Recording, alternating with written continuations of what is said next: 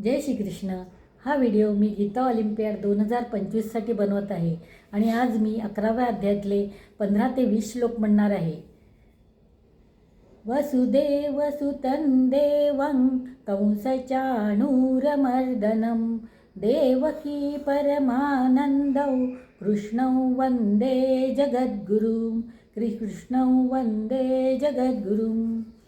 अर्जुन उवाच पश्यामि देवांस्तव देवदेहे सर्वांस्तथा भूतविशेषसङ्घान् ब्रह्माणमीशं कमलासनस्थ ऋषींश्च सर्वानुर्गांश्च दिव्यान् अनेकबाहूदरवक्त्रनेत्रं पश्यामि त्वां सर्वतोऽनन्तरूपं नान्तन्न मध्यन्न पुनस्तवादिं पश्यामि विश्वेश्वर विश्वरूप किरीटिनङ्गदिनैचक्रिणै च तेजोराशिं सर्वतो दीप्तिमन्तं पश्यामि त्वां दुर्निरीक्षं समन्तात् दीप्तानलार्कद्युतिमप्रमेयं त्वमक्षरं परमव्वेदितव्यं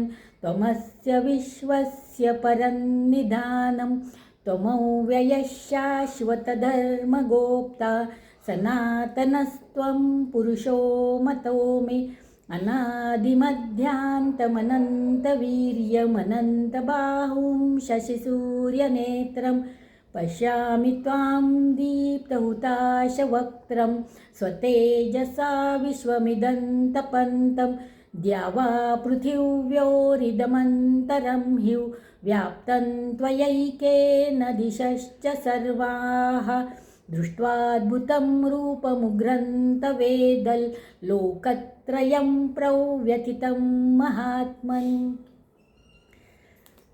योगेशं सच्चिदानन्दौ वासुदेवौ व्रजप्रियं धर्मसंस्थापकं वीरं कृष्णौ वन्दे जगद्गुरुम्।